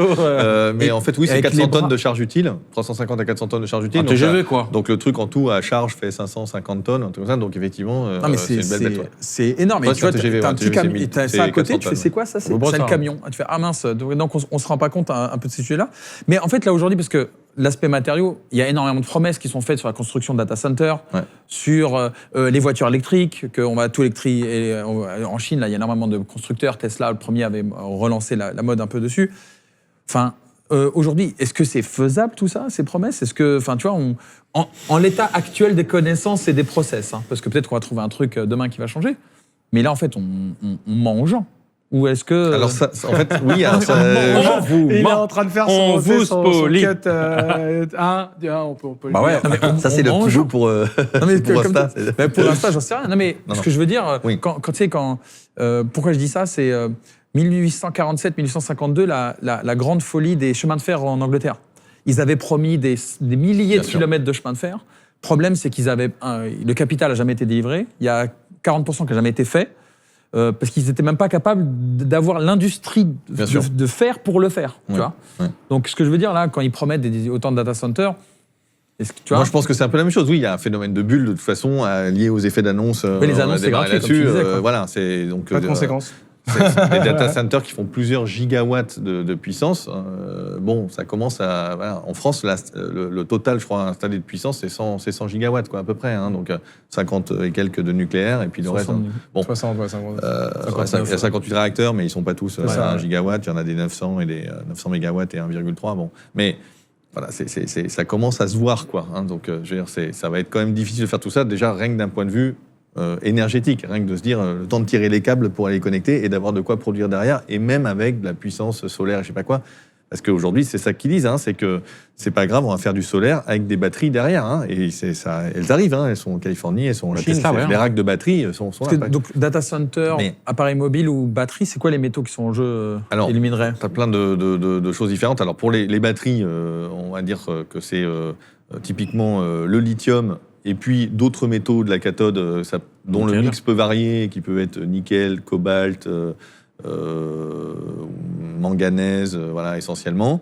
Tu as aussi du graphite, donc ça c'est du carbone pur, mais sous une forme qu'il faut aussi aller chercher, qu'il faut aussi aller miner pour des différentes raisons. On ne va pas le produire à partir de suie de cheminée, encore pour des histoires de pureté et tout ça. Bon, voilà, ça c'est la base. Et effectivement, je pense que la limite en ressources, elle vient sans doute plus de gros usages comme ça. Enfin, c'est sans doute plus les voitures que le numérique, par exemple. Même si, effectivement, ça va être assez massif, ce qu'il y a dans des cartes, etc. Mais les voitures, parce que les batteries ? Parce qu'en fait, en poids, si tu veux. C'est-à-dire que quand tu regardes la progression est quand même effectivement hallucinante de l'extraction des ressources. Aujourd'hui, le métabolisme de l'humanité, c'est à peu près 110 milliards de tonnes. C'était 106 en 2023. 110 milliards de tonnes, on est 8 milliards. Ça fait 13 tonnes, 12-13 tonnes par personne. Voilà. Il y a un ça, bon c'est ce qu'on extrait. 13 tonnes par personne par an ? Ouais. Il y a un beau régime à faire là. Bon, alors T'as moi qui essaie de perdre 5 kilos, tu vois. Alors, il y a 13 tonnes à enlever aussi. Alors, attention, 13 tonnes. C'est pas 13 tonnes de métaux que j'ai, c'est tout inclus. Donc, c'est le blé et les résidus de blé, c'est le sable, les granulats pour faire les routes, pour faire les maisons, c'est les métaux, effectivement, et puis d'autres, les énergies fossiles, voilà, en gros. Et quand tu fais tout ça, donc ça a triplé en 30-40 ans, ça va redoubler peut-être à nouveau, on ne sait pas trop, ça dépend des taux de croissance et de plein de choses. Bon, cette extraction massive, elle n'est pas liée à la numérisation du monde. Elle est d'abord liée à l'urbanisation du monde. C'est ça, les gros volumes d'abord, auxquels s'ajoute la motorisation du monde. Donc, faire des maisons, faire des voitures, voilà, déplacer les gens. Et auquel s'ajoute ensuite la numérisation, effectivement, du monde. Mais si je prends par exemple un métal comme le nickel, moi, quand j'ai commencé à m'intéresser à tous ces trucs, il y a une vingtaine d'années, alors évidemment, les chiffres sont plus... Il faut toujours les mettre à jour, parce qu'avec une croissance de 3, 4, 5% par an, tu perds vite le pied avec l'exponentielle. Bon, quand j'ai commencé à m'intéresser à ça, le nickel, c'était 1 million de tonnes, à comparer au vin, du cuivre tout à l'heure. 1 million de tonnes par an, c'était la production annuelle. Aujourd'hui, c'est la production de l'Indonésie. Ah oui. Et la production totale de nickel, c'est 3 millions de tonnes. Et quand tu regardes où va ce nickel, aujourd'hui, il ne va pas dans les batteries. Il y va un peu, bien sûr, et puis on anticipe une très forte progression, mais pour l'instant, il va dans l'inox. Et l'inox, ça sert à faire à quoi? Ça sert à faire des rampes des serrureries, ça sert à faire de l'agroalimentaire, ça sert à faire des usines chimiques, ça sert à faire... Voilà, c'est vraiment ce développement du monde qui pousse le truc. Donc, pourquoi je mets cette intro? Parce qu'évidemment, je ne prêche pas pour ma chapelle en disant ça, parce qu'évidemment, je dis le numérique, attention, la matérialité du numérique et tout, c'est terrible. C'est quand même que, voilà, quand on prend des métaux très emblématiques du numérique, allez, j'en prends un comme ça au hasard, le tantal. J'aime bien, moi, le tantal, parce que d'abord, c'est lié au coltan, donc colombo-tantalite, c'est le minerai de niobium et de tantal. C'est un des minerais de sang, c'est un des minerais de conflit de l'Afrique des Grands Lacs. 80% du tantal, c'est au Congo, quoi. C'est un peu la le Brésil République aussi, démocratique, s'il te plaît. voilà. La République L'Est l'Est de la RDC, RDC. donc voilà, donc avec des pays comme le Rwanda qui sont exportateurs de tantal, mais ils n'ont pas de mine. Enfin bon, voilà, ce genre de truc-là, sympa. Tiens, c'est drôle. Oui, C'est bizarre, tiens. La Suisse, elle vend du chocolat, elle fait Voilà. pas de cacao. Hein, Voilà. Donc le tantal, voilà, il est utilisé notamment dans les micro-condensateurs, donc voilà, pour les petits cylindres quoi, hein, qu'on a sur les cartes électroniques pour charger, décharger un peu de... Voilà. Bon, c'est très efficace en fait, parce que ça a permis de miniaturiser. C'est une histoire de performance tout ça. Hein. Avant, dans les années 70, du temps de Meadows et de Jay Forrester, les condensateurs, ils étaient au papier buvard et à l'aluminium. Ouais. C'est vachement plus disponible. Hein. Mais ils étaient un peu plus gros. Et donc, le le smartphone tube, ferait la taille d'une brique, quoi. Donc, ça serait pas très pratique. Un 3310, quoi. Voilà. Bon, non, mais oui, bien sûr, bon, voilà. 3310, c'est déjà avec la nanoélectronique, quoi, quelque part. Mais donc, le tantal n'est pas utilisé que dans les microcondensateurs. Il est aussi utilisé dans des alliages aéronautiques, dans l'armement. Voilà, il y a plein d'autres usages. Donc, c'est assez rare d'avoir des métaux qui sont vraiment complètement exclusif ou emblématique des nouvelles technologies. Il y en a un, le gallium, enfin tout ce qui est un peu optoélectronique, indium, gallium, germanium, voilà, là on le trouve effectivement dans les produits Wi-Fi, dans les fibres optiques, etc., dans les cartes électroniques. Il y a un peu une partie des terres rares, effectivement, qui va servir plutôt dans les écrans, les luminophores pour faire les couleurs, rouge, bleu. Donc là, on va trouver l'yttrium, le gadolinium, l'europium, des choses comme ça. Il y a différents mix d'oxydes. Encore une fois, les industriels ont chacun un peu leur petite recette et puis jouent aussi avec les prix, parce qu'évidemment, tout ça, en fonction des restrictions d'exportation et tout, ça peut jouer. Voilà. Donc, en fait, du coup, à un moment, la question de dire « Ouh là là, il ne va pas y avoir un moment assez de, je sais pas quoi, de germanium pour toutes les cartes Wi-Fi du monde, ou je sais pas ». En fait, en réalité, voilà, il va y avoir un jeu complet avec plein d'usages différents. Allez, le gadolinium qui sert à faire voilà, une couleur verte, je crois, de mémoire. Alors, ça, c'est aussi un produit de contraste quand tu passes un IRM à l'hôpital. Voilà. Bon, voilà. Donc, est-ce qu'il veut la santé ou Netflix? Est-ce que comment t'arbitres ou pas à un moment? Alors, il y a aussi des substituts au gadolinium, même en produit de contraste, parce qu'il y a des gens qui sont allergiques. Enfin, bon, on peut toujours essayer d'un peu de jouer là-dessus, mais ce que je veux dire, c'est que la contrainte, elle n'est pas forcément juste matérielle en disant on va tomber en panne de tel métal.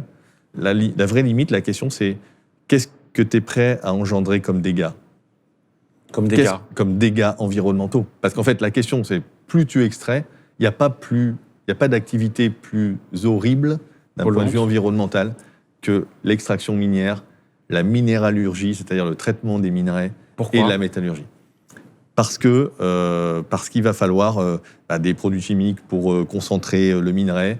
Il va falloir de l'énergie, et souvent de l'énergie fossile pour mais si j'ai la fusion nucléaire, extraire. je peux pas tout découper et c'est gratuit. Si, mais tu l'as pas dans les 30, 40, 50 prochaines années. Donc la poussée phénoménale d'extraction qui est en train de se présenter, parce que l'exponentielle est ainsi faite que dans les 30 prochaines années, on va extraire plus de chacun des métaux, de toute la table de Mendeleïev que pendant toute l'histoire de l'humanité, toute la période qui a précédé, cette poussée extractiviste, voilà, elle va être faite avec des énergies fossiles, elle va être faite avec des produits chimiques dégueulasses, parce que tu as une inertie industrielle qui fait que, voilà, est-ce que ce que tu es en train de nous dire, c'est que, par exemple, on dit que la Chine a toutes les terres rares, parce que c'est eux qui ont accepté d'avoir la plus de pollution? Ah oui. C'est ça que ça veut dire. Il y a un mix, il y a des inégalités géologiques. Donc oui, ils ont quand même des belles terres rares. Voilà, et notamment les terres rares lourdes, parce que souvent les terres rares légères, elles sont un peu mieux, pour des raisons géologiques qui m'échappent, mais voilà, il n'y a pas de toutes les terres rares dans toutes les mines de terres rares. Donc ils ont quand même un peu un petit scandale géologique, mais oui, en partie, bien sûr, ils ont accepté, et d'ailleurs ils raffinent des minerais concentrés d'autres parties du monde. Le cobalt, ils n'ont quasiment pas de production minière de cobalt, mais ils raffinent 70% du cobalt mondial. Donc oui, bien sûr qu'ils ont accepté d'être non seulement usine du monde, mais aussi métallurgiste du monde. Mais en fait, parce que la question, c'est est-ce qu'on ne va pas aller un peu comme, tu sais, je ne vais pas dire comme les criquets, mais on se comporte un peu comme ça, mais en fait, on prend une techno... Retour à la bio. On voit toujours retour à la bio. On va jusqu'au bout de la ressource, le mur, il arrive, mais on s'en fout. Quand on voit arriver le mur, on arrête tout et puis on prend une solution de substitution et on va épuiser toutes les solutions de substitution. C'est peut-être pour ça qu'on touche jamais le mur, en fait. À date, on n'a pas touché le mur pour pas mal de raisons. D'abord parce qu'il y a eu des progrès technologiques qui permettent effectivement d'aller chercher les choses qu'on ne savait pas aller chercher avant. On récupère même aujourd'hui des résidus miniers du XXe siècle pour le retraiter parce que maintenant, les concentrations et les capacités permettent d'aller lécher par rapport à l'hydrométallurgie. Alors, c'est pas du recyclage. Non, parce que c'est la double extraction. C'est une double extraction. Ouais, c'est une deuxième lame d'extraction. En disant, je peux aller rechercher un truc qui m'intéressait pas à l'époque. C'est tous les petits métaux, en fait, la vingtaine, trentaine de métaux technologiques. C'était des éléments traces, c'était des impuretés des grands métaux. Il y a 30-40 ans, c'était que dans quelques labos du CERN. Et l'indium, c'est un résidu de l'étain. C'est des mines de zinc et plomb. Ouais, des mines zinc et plomb. Donc plutôt zinc que plomb, mais ouais, le plomb et le zinc sont souvent ensemble, donc ouais, c'est ça. Et le gallium, c'est un résidu de la bauxite, donc c'est extrait de... Parce que moi, j'ai une question sur le côté un peu... Tu sais, c'est Jean Covici qui dit la pauvreté, c'est la sobriété subie. Et qu'au fond... Mais je prends juste un exemple, parce que toi, tu fais le chiffre avec la quantité d'énergie, tu vois, 2% par an. Mais moi, j'ai juste regardé la quantité de données. Aujourd'hui, on produit, stocke et copie 20% de données supérieures à l'année précédente. 20% 20% à peu près. 20%. Oui. Donc, tous les 13 ans, on fait x10. À peu près. En gros, si le calcul, si tu le pousses au bout, l'exponentiel, en 350 ans, 400 ans, il faut 1 bit par atome. Ouais, donc facile. Donc ça peut plus marcher, ouais. Comment ça peut plus marcher? On fera des bits dans... Non, ah ouais, tiens. Non, mais tu vois, il faut 1 bit par... Et juste la blague, il y a quelqu'un qui a proposé, quand il a vu le chiffre, il a proposé PiFS. Ça, c'est génial. Ça, c'est génial. Bah, du coup, tu sais l'idée. Donc, pi, c'est ce qu'on appelle en mathématiques un nombre univers, qui potentiellement contient tous les nombres. Donc, ta photo de vacances, oui, t'as raison. Elle existe en JPEG, en GIF, en BMP, tout ça. En MP4, et platé et tout. Quelque part dans Pi, il existe une chaîne de caractères qui représente l'actif numérique que tu as. Voilà, faut juste le trouver. Faut juste le trouver. Mais c'est la bibliothèque de Borges, en fait. Oui, c'est un peu l'idée. Bon, après, peut-être en termes de technique. Donc l'idée, il dit zéro stockage, 0 octet. C'est comme le truc. Parce que je dis juste à quel endroit je démarre, c'est ça? Ouais, tu dis juste à quel octet tu démarres et dans lequel tu as la chaîne de caractères qui fait que tu as la photo, ton film de vacances, tout ça. En attendant, il y avait l'ADN qui est assez pratique. Alors ça peut être l'ADN aussi. Il y a une boîte d'ailleurs en France qui fait ça. Ouais, mais sauf que si tu en as besoin un par atome, t'es pas sorti de le mais en fait, si tu veux, c'est que la taille de l'index serait plus grosse que le registre. Mais c'est un peu, tu sais, quand tu dis une armée infinie de singes qui tapent sur une machine à écrire de façon infinie, ils vont être capables de tout réécrire Shakespeare. C'est ça. Mais bon, au bout de combien de temps, quoi? Mais donc, si tu veux, c'est un peu l'idée. Si t'as le temps. C'est un peu l'idée. Mais j'aimais bien l'idée beauté mathématique de dire, mais en fait, Pi contient déjà toute l'information de l'univers. Je heurte une limite potentielle. Je suis alerté, me dit la science économique d'ailleurs, par le fait qu'il y a une tension entre l'offre et la demande, le prix monte et je sais pas quoi. Et donc, ça génère de la substitution. Et il y a des phénomènes comme ça. Mais moi, je crois qu'il y a quand même une grosse limite. Moi, ce qui me passionne, c'est plutôt les métaux, parce qu'il y a aussi plein d'autres types de ressources, mais non métalliques. Mais dans les métaux, en fait, il y a quand même un moment, ça fonctionne pas, parce que on n'a pas trouvé tellement de substituts à un certain nombre de trucs. Si on est moins nombreux sur la planète, tu peux consommer plus. C'est des population bombs, c'est Erlich. Chacun peut avoir un hélico, peut-être. Sauf que il faut quand même qui le fabrique. Juste pour info, mais c'est extrêmement pertinent. C'est une question. Pas pour les raisons que vous croyez. C'est extrêmement pertinent parce que Peter Zeihan, qui est un des futurologues qui fait le buzz un peu avec ses livres, prédit une stabilisation du nombre d'habitants sur Terre. et que ça va pas être l'explosion. Et déjà, c'est plus comme facile. tout, Déjà, voilà. Non, mais après, c'est comme tout. Tu évolues, en fait, jusqu'à ce que la contrainte, Mais tu vois, la contrainte, elle peut pousse dans l'autre sens. Je veux dire, on consomme plus de data. Si les réseaux n'avaient pas bougé, on aurait des meilleurs compresseurs. Tu vois, et maintenant, les réseaux, s'ils étaient restés à ISO, réseau débit, par exemple, pas 3G, machin, il y a des usages qui n'auraient pas existé, mais à la fin, c'est quand même l'absence, entre guillemets, on va dire, un réinvestissement, l'absence de contraintes qui fait qu'il n'y a pas de vide. Quoi. Ouais, mais tu pourrais te dire que de toute façon, l'univers est infini, donc en fait, juste, on va être à humanité constante, en nombre de people constante, on va se spread, tu vois, justement dans un des Asimov, qui est absolument un des meilleurs Asimov, c'est une histoire de meurtre sur une planète où ils sont 50 dans la planète. Tu vois, ils sont 50 sur une planète. Christie, c'est pas Asimov. Qui en lance fait, le lave-vaisselle, parce que ça, c'est... Tu vois, des robots. Des Des robots robots, qui font d'accord, tout. ok, d'accord. Donc, Ça fait partie justement. C'est chiant, parce que tu m'amènes tous les jours, encore toi. D'ailleurs, ça fait partie du cycle des robots, hein, mais c'est de Asimov, et c'est très très rigolo, parce que justement, il te dit, en fait, la bouffe, elle est faite par des robots. Enfin, il n'y a rien, en fait. Il y a les 50 gars, ils ont chacun un 50e de planète C'est des qui est gigantesque. Et justement, c'est exactement, il y a un vrai problème de misanthropie, et justement, de qui a été capable de faire un meurtre. Je vous raconte pas, mais lisez-le. Ah oui, oui. Mais tu vois, justement, il arrive en disant, quand tu peux plus faire augmenter les ressources, en fait, tu décroît la population par ressource, tu vois. Donc comme ça. Mais c'est intéressant parce que tu vois, il y a un truc quand même. C'est il y a on va dire les progrès, on va dire. Alors peut pas avec un grand P, mais en tout cas les progrès d'ingénierie, on va dire le sens de la flèche, quoi. Tu vois. Mais donc, encore une fois, qui est pas gratuit, quoi. Il est gagné. Mais après, à un moment donné, comme on se heurte aux maths. Tu vois, et là, c'est compliqué. On le voit déjà dans l'IA avec des choses qui sont... Enfin, je te parle de mon domaine, donc c'est-à-dire, tu vois, l'ingénierie, où en fait, il y a des choses où là, clairement, le facteur limitant, c'est la vitesse des électrons. Donc, tu vois, c'est pas une nouvelle technologie, machin, c'est une nouvelle façon de faire qu'il va falloir inventer. T'es pas un believer. T'es pas un believer, je suis désolé. Ouais, c'est hallucinant. Une des premières questions que j'ai sur Kyber, c'est quoi la latence que tu peux avoir entre Paris et Sydney. Et non, là c'était Bangalore. Non, c'était New York et Bangalore. Je dis en local on est capable de faire, mais à un moment, tu vois, à la vitesse de la lumière. Tu vois. Non, plutôt 2 tiers de la vitesse de la lumière parce que quand même dans les fibres optiques, c'est plutôt 2 tiers de la vitesse de la lumière. L'absolu, ils ont tu pourrais tiré pas des aller câbles au-dessus de la vitesse de la lumière. Ils ont tiré des câbles spécifiques dans l'océan Atlantique pour du high frequency trading. Pour gagner quelques millisecondes. Mais à un moment, mec, pour tirer plus droit. T'es limité par... Mais tu sais qu'ils s'installaient à côté des centres, justement, parce qu'à un moment donné... Mais là, typiquement, c'est hyper intéressant. Le New York Bangalore, par exemple, quoi que tu fasses, ça sera au max la vitesse de la lumière. Paris, Sydney, je crois de mémoire, c'était 250 millisecondes à la vitesse de la lumière. Donc, là, on rigole. C'était la phrase. Sauf que tu peux dire, on va faire de l'intrication quantique, non?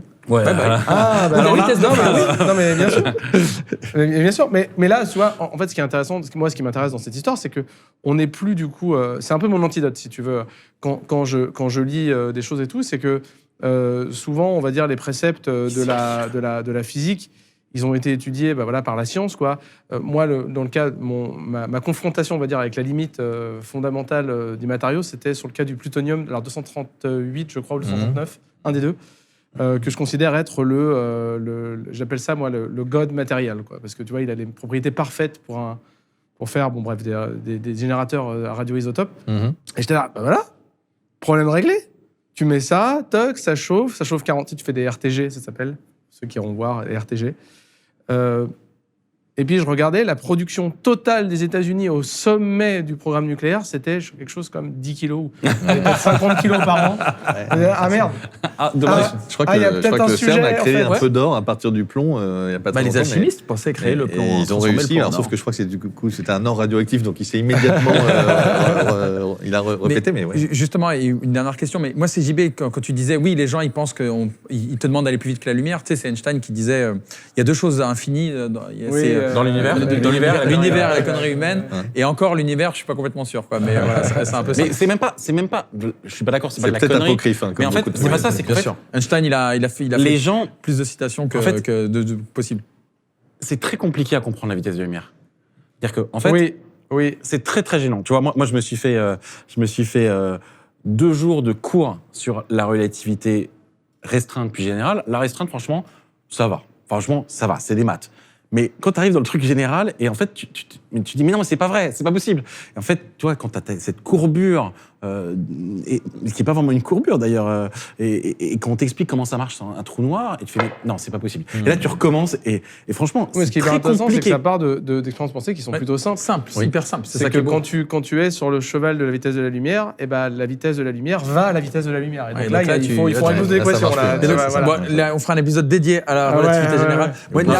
Une dernière question, si on devait redémarrer la stack matériaux, si on devait repartir, au lieu de partir sur... Parce que toi, un peu, il y a cette idée où on a fait des matériaux trop complexes, trop mélangés, qu'on ne peut pas recycler. Tu vois, il y a un peu cet aspect-là, ce que tu décris dans la BD. Et donc, ce qui fait que c'est pas recyclable. Et donc, pour gagner quelques pourcents, on a tout foutu en l'air. On doit jeter le truc, tu vois, c'est pas recyclable. Si on devait réimaginer un plan de 30 ou 40 ans, en l'état des connaissances actuelles, quelles sont les voies industrielles ou les voies matériaux à prendre, ce serait quoi? C'est ça qui est fabuleux, c'est qu'en fait, on aurait tous les moyens techniques de faire un abattement incroyable de nos besoins. Allez, juste un exemple, parce que...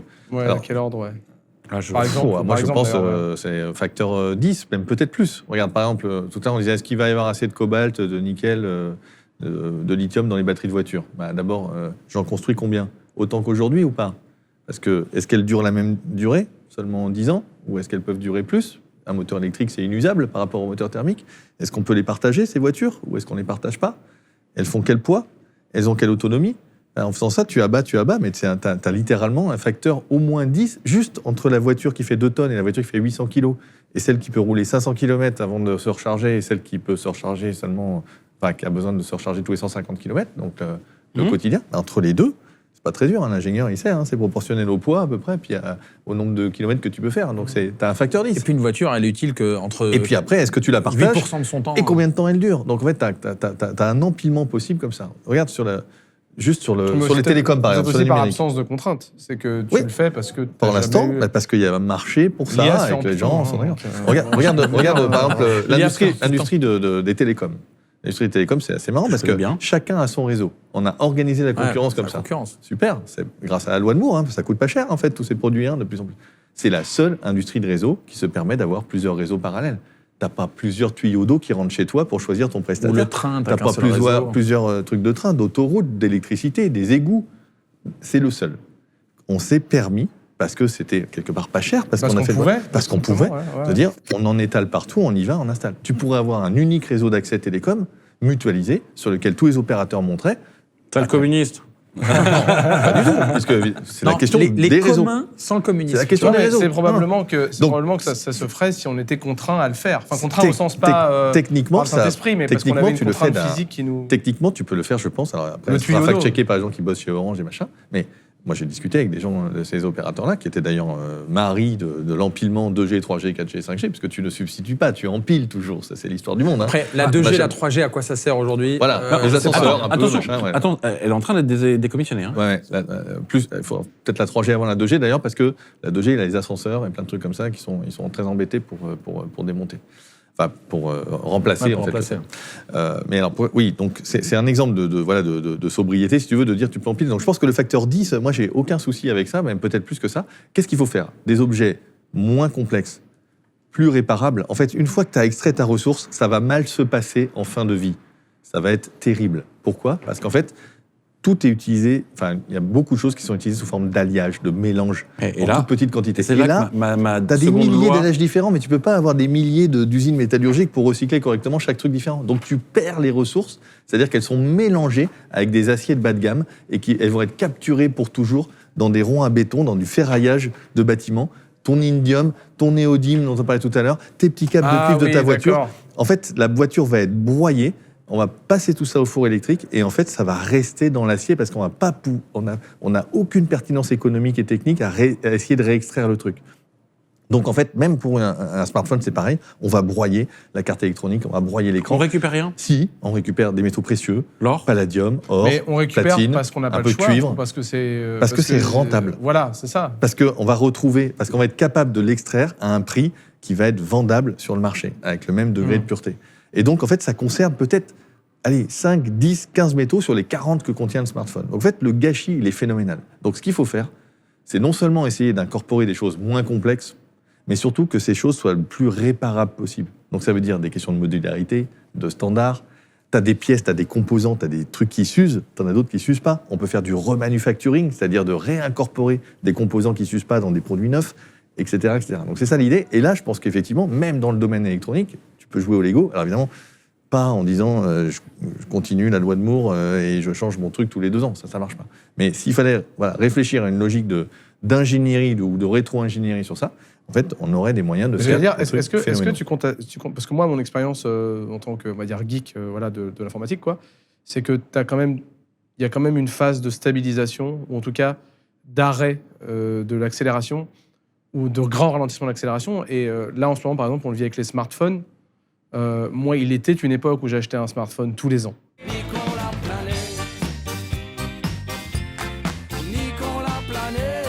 Il y avait des progrès on était dans le truc et à chaque fois, de je sais pas quoi. Les ordis dans les années 90, si tu n'avais pas l'ordi d'un an, déjà, tu pouvais rien faire. Aujourd'hui, j'ai un iPhone, je sais pas quel âge il a d'ailleurs. Tu vois, je sais même pas quel age il a et j'ai pas la pression de le changer, j'ai même pas l'envie. Et donc, parce que on a atteint la phase du good enough, les réseaux mobiles, autant le réseau, on va dire, entre le 4G et la 5G, je l'ai moins senti que qu'entre la 3 et la 4. Malgré les promesses, un peu. Hein, quand même. Oui, bien sûr. Mais pourtant, tu vois, moi, je suis partie prenante du truc. Tu vois, je réinvestis les gains qu'on donne. Mais en tant qu'utilisateur, c'est vrai que il y a une forme de, je veux dire, stabilisation ou en tout cas de ralentissement de l'accélération, parce qu'on rentre dans la phase du good enough. Ouais, mais sauf que là, tu as l'IA et tu as une nouvelle accélération, quoi. Mais parce qu'on est dans la phase d'accélération sur ce domaine-là. Ouais. Oui. Mais qui finira... Tu vois, on a déjà des trucs, des prémices, par exemple, dans les modèles d'IA, où quand tu regardes, tu vois, on parle tous de modèles frontières, etc. Si tu prends les vrais stats de vrais modèles déployés, probablement le numéro 1 ou 2 ou 3, en tout cas dans le top 3, c'est Llama 3.1 8B, qui est un modèle qui a 2 ans déjà. Ouais. Pour tout un tas de raisons. La préhistoire. Non, mais bien sûr. Mais t'imagines, il a 2 ans de modèle dans ce domaine-là. Mais donc, il y a quand même un good enough. Et est-ce que finalement, du coup, dans l'aura du good enough, on parlait l'autre jour avec Gaël sur les téléphones où il a fait installer LineageOS sur un téléphone de 2013 et le téléphone, il reprend vie. Alors bon, là, c'est un cas un peu... Mais tu luttes contre l'obsolescence systémique, contre le hardware et le software. Mais parce qu'en fait, à un moment donné, si tu veux, ça devient plus quelque chose que tu fais activement, c'est quelque chose qui est parce que, en fait, ça y est. Tu vois, on a atteint... Le web est un très bon exemple. Les ordis, on va dire, jusqu'à peut-être les années 2010, il y avait quand même un gap, machin, et puis à partir de 2010... tu fais quoi avec ton ordi ? Je fais du traitement de texte. T'as pas besoin du dernier GeForce, machin truc, ce qui a été le cas 10 ans avant, tu vois. Ouais. Et donc, je me demande, si on va... peut-être on trouvera évidemment un autre truc sur lequel réinvestir. Hein. Mais c'est vrai que, tu vois, quand la 6G va sortir, tu vois... Bientôt. Je me demande si je verrais... si les gens vont se précipiter. Déjà, je connais plein de gens, si tu veux, ils découvrent qu'ils ne sont pas en Wi-Fi parce qu'ils ne sont même pas remarqués, tu vois. Parce qu'ils sentent plus la contrainte, tu vois. La vidéo, c'est un très bon exemple. Tu vois, le H.264, le H.265, tu vois... ça change, les gens voient même pas. Mais tu vois, les gens, ils font du H.264. Encore aujourd'hui, c'est un codec qui a, 15 ans, 20 ans. Mais parce que c'est good enough, en fait. Tu vois, les tuyaux mais tu as quand même des arguments marketing quand tu vas acheter ton nouveau smartphone, où le nombre de pixels par centimètre carré, c'est pareil, ça se stabilise. Le nombre de couleurs et le nombre d'images par seconde, chacun des paramètres est supérieur aux capacités de l'œil et du cerveau humain. Et pourtant, c'est un argument marketing. 8K, 16K, tu vois, j'ai l'impression dans le cas des smartphones, je trouve ça hyper intéressant. Ça fait plus trop mouche, en fait, quoi. Tu vois, peut-être ça fait moins mouche. On arrive à des niveaux... 1 milliard de mégapixels. Il y a plus de use case aussi assez, tu vois, 1000 milliards de pixels à un moment au bout de 100 mais c'est comme, tu vois, l'argument de, tu sais, est-ce que tu manges de la viande, tu vois, le prix, on va dire, oriental de la viande. Est-ce que je mange de la viande tous les jours ? Peut-être, imaginons que je mange de la viande tous les jours, mais je vais manger de la viande, au max 3 fois par jour. Je vais pas la manger 12 fois par jour, tu vois. Et donc, il y a une stabilisation qui va arriver. Et donc, je suis curieux, de moi, je suis très mauvais là-dessus, mais je me dis que, en fait, pour ces questions de sobriété, il faut aller chercher des co-bénéfices. C'est un peu comme les vélos, quoi. Tu ne fais pas du vélo juste pour sauver la planète, tu fais du vélo parce que ça peut être cool aussi quand il fait beau, parce que c'est sympa, que c'est plus rapide, que ça te maintient en meilleure santé à condition de ne pas croiser un scooter, etc. Bon. Donc, il y a des co-bénéfices. Il faut aller chercher des co-bénéfices à cette sobriété. Pour emmerder les automobilistes, là. Et il faut y en avoir. Tu vois, la question aujourd'hui, quand même, les grands sujets de souveraineté. Donc, si tu bosses avec, je sais pas quoi, des trucs ouverts, des Linux, des machins qui consomment moins aussi de besoins de hardware, aussi, ton truc peut tenir plus longtemps, mais tu es aussi un peu plus indépendant. Si le jour où on nous dit you are with us or against us, est-ce que je vous coupe la chic, on se retrouve pas tous plantés avec des hôpitaux qui marchent pas, etc. Donc, je pense que effectivement, dans cette idée de faire durer, c'est un moment un peu étrange, c'est depuis les années 30, c'était une question un peu d'obsolescence, enfin l'obsolescence programmée, c'est pas que programmée, mais voilà, c'est Bernard London, l'idée de la grande crise des années 30, une poussée de machinisme incroyable des années 20 aux années 30, avec la machine qui va mettre des millions d'ouvriers dans le monde dehors, parce qu'on produit beaucoup plus, et c'est vraiment, c'est dans le Fordisme qui est inventé aussi, et en fait, il y a cette idée de dire, il faut qu'on consomme, donc il faut qu'on jette, quoi, et donc en fait, on est rentré dans ce monde-là, mais il y a eu un monde qui n'est pas si lointain où tu avais l'ouvrier qui transmettait ses outils à la génération suivante, quoi, tu vois, et qui était fier de ça. Ou même, il y a même des endroits où aujourd'hui, d'un point de vue technique, on est dans cette logique-là. On peut être fier de retaper une maison et de la passer. On peut être... les tramways, ils durent 40 ans, ils ne durent pas 5 ans. Il y a un super livre que je conseille, c'est Baptiste Mont-Saint-Jean, Homo Detritus, c'est un chercheur, qui explique l'histoire du déchet et comment, en fait, en mettant la poubelle, on a accepté l'idée de déchet, alors qu'avant, on jetait dans la rue. Mais donc, on n'avait pas la même vision du sujet. Et il y a un autre écologiste que j'aime bien, j'ai oublié son nom, mais il disait le recyclage. En France, on est très recyclage parce que les industries ont poussé à culpabiliser le citoyen ou le consommateur qui ne jette pas. Alors qu'en fait, avant le recyclage, il y a le réemploi, l'utiliser pour autre chose. Reduce. Il y a le désassemblement ou le reduce, le réemploi. Le réassemblage... Non, c'est reduce, reuse, recycle... Ouais, alors, il y en a 7 ou 8. Mais ce que je veux dire, le recyclage, c'est la fin, quoi. Le recyclage, c'est la fin du process. Ça devrait être la dernière étape.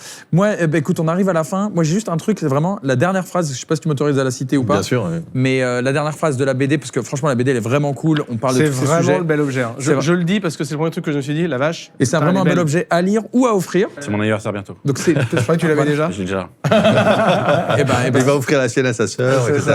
Une grande chaîne. C'est Thomas More là qui a fait le livre Utopie justement, et puis le dire, je vais pas le dire en latin, mais je vais le dire. C'est je le souhaite plus que je ne l'espère. Ouais. Mais il y a quand même cette idée de Cyrano de Bergerac, quoi. Tu vois. C'est inutile. C'est bien plus beau lorsque c'est inutile. Mais qui se bat dans l'espoir du succès? Non, c'est bien plus beau lorsque c'est inutile. Alors là, je pense pas que ce soit inutile parce que c'est l'ensemble humain. Mais ce que je veux dire, on n'a aucune raison de pas le faire. Et parfois, on va souvent avoir des haters dans les commentaires ou quoi que ce soit, ou des gens qui vont être pas d'accord. Mais c'est un peu l'idée que. Sur cet épisode, pas mal. Un truc que j'avais vu sur le mur qui était marqué que ceux qui n'y croient pas arrêtent d'emmerder ceux qui essayent, quoi. Voilà. Oui, mais ça c'est beau. Ça j'aime beaucoup ça comme situation. Moi je trouve ça chouette. Je te dis, moi je vois le truc avec un œil d'ingénieur. Je le vois comme un problème d'optimisation, exactement. Ouais, c'est clair. Et surtout, ça fait partie des en fait, on oublie vachement, tu vois, l'impact qu'on appelle du co-design. C'est-à-dire quand tu vas designer quelque chose, des unknown unknowns, comme on dit, si tu as conscience de quoi tu modélises, tu tiens compte des contraintes dès la conception, dès l'imagination, dès mon plutonium, qu'il n'y en a que 10 kilos de tous les États-Unis par an, tu vois, donc en fait c'est mort. Et c'est ça que j'aime bien en fait dans ce que tu décris, c'est que moi ça me fait réfléchir à qu'est-ce que la physique autorise, qu'est-ce qui est pour moi en tout cas en tant qu'ingénieur du confort. Tant pis, je fais une croix, la dette technique. Et justement, Steve, tu parles de dette technique. Donc, je vous invite vraiment à aller regarder l'épisode qu'on avait fait dédié à la dette technique et les similarités qu'il y a avec la dette environnementale et la dette matériaux que l'on vit actuellement. En fait, tout ce qu'on a parlé de la dette technique, on peut l'appliquer à ça. C'est une forme de dette. Ouais, c'est une dette. Et puis, on dira, on verra plus tard. Et puis, peut-être qu'on voit maintenant. Et puis, encore une fois, dès qu'on est soumis à la contrainte, alors évidemment, il y a des ordres de grandeur, toujours. Mais dès qu'on est soumis à la contrainte, comme je dis souvent, la contrainte est la mère de la créativité. Mais le rewrite de la planète, tu vois, le reboot, il est compliqué. Tu vois, on va, quoi. Moi, je le vois pas exactement comme ça. Moi, ce que je vois quand même pas mal, c'est on a recherché la complexité. Quand tu regardes entre les années 60 et les années 2020, c'est que on fait plus compliqué, on fait toujours plus compliqué. Et c'est pas grave, l'informatique, le progrès fait que. Tu regardes, et c'est vrai dans tous les domaines, le fonctionnement de l'État, les lois, et plein d'autres choses. Et en fait, je pense qu'on va arriver sur une recherche de simplicité et donc d'optimisation. Et ça, pour moi, ça m'intéresse beaucoup plus parce que le simple, c'est l'ultime sophistication. C'est dans l'IA. On va y arriver. Et en tant qu'ingé, je trouve que c'est beaucoup plus intéressant d'optimiser que de faire un truc génial, un ERP, quoi. Mais tu sais, dans l'IA, moi, j'avais fini par le modéliser en disant que la question fondamentale à laquelle moi j'arrivais, c'était est-ce que trop d'une bonne chose, ça existe? C'est une réponse, je ne demande pas de réponse à chacun, mais c'est une réponse qu'on a en général, hein, tu vois. Est-ce que trop d'une bonne chose, ça existe? Et pour moi, c'est un peu ça, si tu veux. C'est que, est-ce que tu considères que, si tu considères que oui, alors tu as une tendance un petit peu voilà, à la simplification. Je suis désolé d'avoir écrit une lettre longue, je n'avais pas le temps de vous en écrire une courte. Et si tu considères que non, alors tu as plutôt une capillarité, on va dire, vers, je ne vais pas dire l'empilement, parce que je ne vais pas être négatif, mais en tout cas, vers le rajout, l'inflationniste. Le gros. C'est un peu en complexité. C'est un peu le mais c'est pas forcément négatif, tu vois, mais c'est. C'est un peu le less is more, un peu de là-dessus. Et je me J'aime bien le less is more pour ça. Il y a le principe du rasoir d'Occam aussi. Le rasoir d'Occam, ça c'est sympa. Mais moi, je me permettrai une citation, on finit là-dessus si ça vous va. Mais c'est Nicolas Boileau, donc un penseur, un philosophe, penseur 17e, du 17e, qui était « Hâtez-vous lentement et sans perdre courage, 20 fois sur le métier, remettez votre ouvrage, polissez-le et le repolissez, ajoutez parfois, mais souvent, effacez. » C'est ça, voilà. Allez, on finit là-dessus. Merci Philippe, franchement, c'était Merci cool. Philippe. Merci Philippe. On a pris le temps qu'il faut pour adresser maximum de sujets, voilà. Et puis, voilà, je vous invite dans les commentaires à mettre vos ressources qui vous pensez qui dans 10 ans refaire en l'honneur d'Elrich et de sa mort il y a quelques jours. On fait un pari sur les ressources que vous pensez qui vont baisser de prix. D'ici 10 ans, voilà, on va voir si. Et puis on revient 10 ans dans les commentaires. Vous savez, les commentaires où ils disent 2034 toujours là. Voilà. Tu vois, voilà, on va faire ça. Bah écoutez, franchement, et super BD en tout cas. C'est bel objet, cool. Bravo. Merci Philippe. Merci à vous. Et puis à la semaine prochaine. N'hésitez pas à vous abonner, n'hésitez pas à liker si vous avez aimé, à partager évidemment. C'était à la French, l'émission avec une certaine idée de la tech. Allez, à plus tard. Salut. Salut. Et t'as des terres rares dans les panneaux Voltaire? Non, c'est vraiment plus pour les batteries. Hein. Non, même pas. Non, c'est les écrans. Les terres rares, c'est plein de Qui ne trucs sont pas différents, rares, mais oui, qui ne sont pas particulièrement. C'est 1000 trucs différents, mais on va dire que Et dans dans le domaine électronique, tu as effectivement les luminophores. Donc, Trium, herbium, europium. voilà. On dirait une ordonnance. Lily becta bien chez notre oncle Ferdinand Nestor et Napoléon mangea allègrement 6 poulets sans claquer des articulations. Ça, c'est la table de Ouais, c'est comme ça qu'ils aient appris. Hein,